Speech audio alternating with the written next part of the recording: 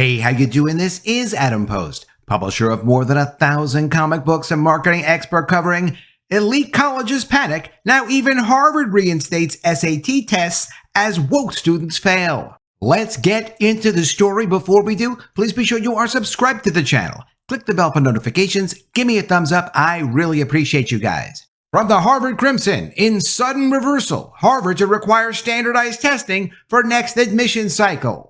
And from Fox News, Harvard defends return to old policy requiring SAT or ACT test scores for admission. Also from Fox News, U.S. colleges bring back standardized testing after finding test optional policies hurt minority students. They were supposed to help minority students, but getting rid of these test optional policies actually hurt these minority students. That just shows you what this whole woke agenda actually does to people. It doesn't help anyone. It hurts them. And from the New York Times, the misguided war on the SAT. Colleges have fled standardized tests on the theory that they hurt diversity. That's not what the research shows. How could a mistake this big actually happen? When people focus on ideology instead of common sense, it hurts everybody. From the Harvard Crimson, in sudden reversal, Harvard to require standardized testing for next admission cycle. Harvard College will reinstate its standardized testing requirement in admissions beginning with the class of 2029, a surprise reversal that could leave some students scrambling to take the SAT or ACT tests ahead of application deadlines in the fall. The decision comes in the face of Harvard's previous commitments to remain test optional through the admitted class of 2030, a policy that was first instituted during the pandemic. Harvard had faced mounting criticism from both academics and admissions experts for continuing its test optional policies, even as its peer institutions returned to requiring standardized tests. In recent weeks, Yale, Dartmouth, and Brown have announced returns to standardized testing. All applicants to the class of 2029, due to apply in the fall and winter of 2024, will be required to submit SAT or ACT scores, barring specific cases in which they may be unable to access such exams. And that's mostly to accommodate overseas potential students. Dean of the Faculty of Arts and Sciences, Hopi Hoekstra, wrote in a statement that, quote, standardized tests are a means for all students, regardless of their background and life experience, to provide information that is predictive of success in college and beyond. Yes, but we've known this for decades. But they thought that by maybe cheating the process, they could sneak in a few students that didn't belong in these colleges and universities. When I say don't belong, it has nothing to do with race, gender, skin color, sexual preferences, nothing like that. They don't belong at colleges if the work isn't commensurate with what their capabilities are to do the work. You can help them, you can give them higher grades because of their skin color, and a lot of colleges and universities actually do that now. But at some point, they have to make it through the material. They have to make it through the actual work. And if you just pass them along, they will either fail out of college or they'll get pushed into a work situation utilizing that degree that they're not competitive with. And in a few years, 5 years, at most 10 years, when everybody goes back and says, wow, that DEI thing was a really stupid thing to do, those people are stuck in a position and a career and with an education that doesn't fit what their actual ability is. They will not be able to function competitively. There's no way they will. And the craziest thing is the people who are in charge of making these decisions about accepting standardized tests and cheating to let students in that don't really belong in this kind of a learning environment. Of course they know all of this. They just went along with it because it's an agenda they wanted to push. And now these students are the ones that suffer, and of course all of society, and of course students that should have taken their place and actually had the grades and the ability to be successful in that environment were blocked from attending. So all of society suffers over this. Quote, more information, especially such strongly predictive information, is valuable for identifying talent from across the socioeconomic range, she added. With this change, we hope to strengthen our ability to identify these promising students. The majority of undergraduates entering Harvard in the past 4 years have submitted standardized test scores, according to the release, which did not specify an exact percentage. Harvard officials have recently hedged on whether the college would reinstate its testing requirement. In early March, Hoekstra told the Crimson that Harvard was in the midst of analyzing its policy, and they wouldn't be changing these policies early and having to make this quick reversal if it wasn't an actual disaster for the students. If they weren't bringing in students that couldn't handle the work, they need to make a change immediately because they see what damage they've done. In a press release, Harvard referenced a study from Harvard-affiliated Initiative Opportunity Insights, led by Brown University economist John Friedman and Harvard economist Jaj Chetty and David Deming, who found the SAT scores are a particularly strong predictor of college success, much more so than a student's high school grade point average. Because different high schools, of course, have different standards in terms of what work they challenge the students with. In addition to that, a lot of high schools do grade on a severe curve, and there are also teachers that are giving grades to students that they don't deserve. Some experts also said that a return to requiring standardized test scores could help universities like Harvard increase the racial and socioeconomic diversity of its student body. Deming, a finalist to serve as dean on the Harvard Kennedy School, wrote in a statement that the requirement of standardized test scores provides the fairest admissions policy for disadvantaged applicants. While it's common sense to say things like this, it's literally the opposite of what they were doing. Quote, not everyone can hire an expensive college coach to help them craft a personal essay, but everyone has the chance to ace the SAT or the ACT, Deming wrote. When Yale and Dartmouth reinstated their testing policies, both institutions referenced the predictive power of standardized testing as a key incentive for its return as a mandatory component of the admissions process. Still, the college's announcement, made exactly 2 weeks after it released admissions decisions for the incoming class of 2028, has exposed it to criticism. The General African American Students Association, a student organization at Harvard, posted a statement on Instagram Thursday afternoon blasting the college's return to required testing.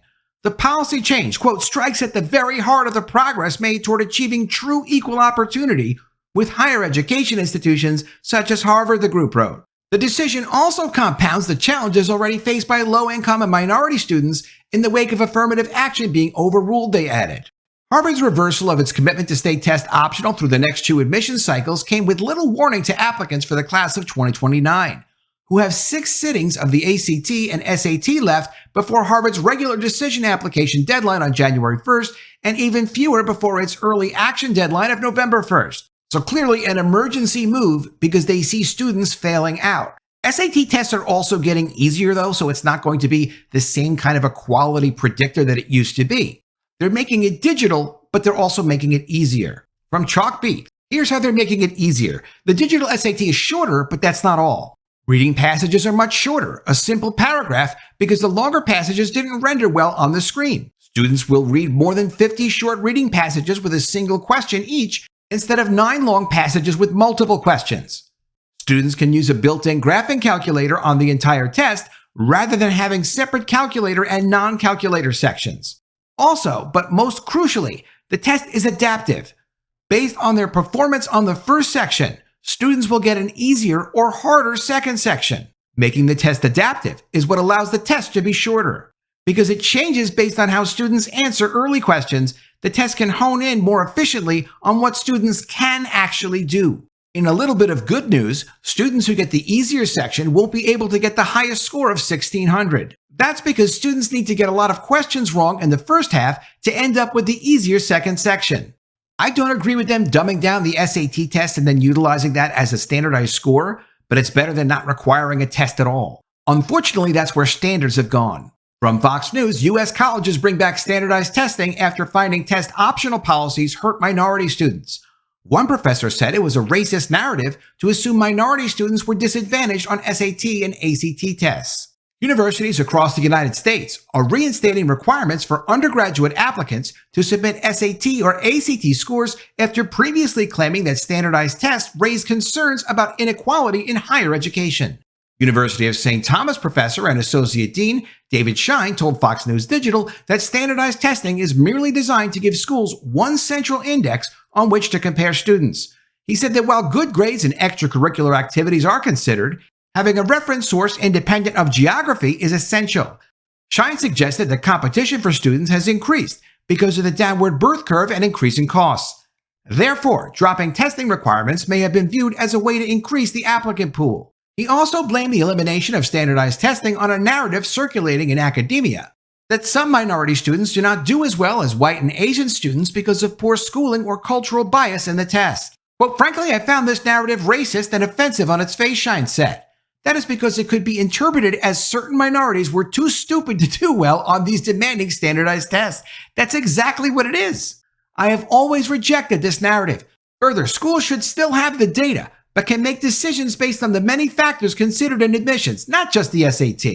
The University of Texas at Austin announced they would once again require applicants to submit test scores beginning August 1st and claim their test-optional approach over the last 4 years made it difficult to place students in programs they were best suited for. Quote, "We looked at our students and found that in many ways they weren't faring as well," UT President Dr. Jay Hartzell told the New York Times.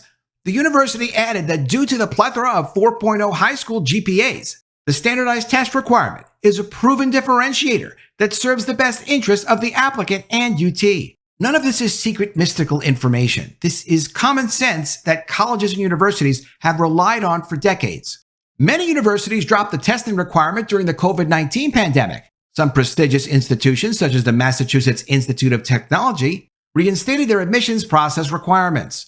Schools have said the tests allow them to identify promising students who might otherwise have been overlooked, students from schools that don't offer advanced coursework or extracurriculars, and whose teachers may be stretched too thin to write glowing letters of recommendation. Dartmouth College was the first Ivy League school to reinstate standardized testing requirements in February, writing, quote, "Nearly 4 years later, having studied the role of testing in our admissions process, we believe a standardized testing requirement will improve, not detract from, our ability to bring the most promising and diverse students to our campus." Christopher Rimm, the CEO and founder of Command Education, a private Ivy League and elite college consultancy, told Fox News Digital that many colleges created test-optional policies based on the assumption that standardized testing has historically disadvantaged students of color. However, a study cited in Dartmouth's reinstatement announcement noted that test scores help admissions departments interpret transcripts from high schools about which Dartmouth has less information and identify highly achieving, less advantaged students. What researchers found that test-optional policies unintentionally created a barrier for less advantaged students due to the fact that such students often opted against submitting their test scores. Rimm said that while there's no perfectly equitable way to evaluate all applications, reincorporating standardized testing alongside other factors, such as extracurriculars, honors courses, and essays, will pave the way for a more fair admissions process. Soon after Dartmouth publicized its decision, Yale University announced it would abandon its test-optional policy for 2025 admissions applicants. The institution said not including the test shifted the attention to other aspects of the application, which disadvantaged certain students. However, not everyone believes the pivot back to standardized testing will help disadvantaged students. Halima Moore, the head counselor at College Achieve Central High School in New Jersey, told Fox News Digital that many universities' decision to make tests optional has been a crucial step towards promoting fairness and inclusivity in the college admissions process. At College Achieve Central, Moore serves predominantly low-income and first-generation students. She said the test optional implementation has significantly benefited her students, and some have been accepted to prestigious schools like Harvard, NYU, and Princeton, where they're currently thriving. Yeah, I'm sure they are. Everyone in society needs equal standards to show they can function in the role that they're in. Also, they need to be fairly evaluated once they're in that role. Colleges and universities, of course, are no exception. You can't cheat the rules that were put into place to create equality and fairness for everyone, and also to help people find their right place in society where they actually can thrive, and think that you're not going to have massive negative consequences. Yes, rules are meant to be broken. But rules are really there for the 99% of people to know what's expected of them. You can't just get rid of the rules and the standards to force through certain people of certain skin colors or genders or sexual preferences and think it's not going to destroy society. Let me know what you think of all this in the comments below. Always love to see your ideas. Please be sure you are subscribed to the channel. Click the bell for notifications, give me a thumbs up, and I'll see you again soon with another story. And if I don't see you, I will miss you.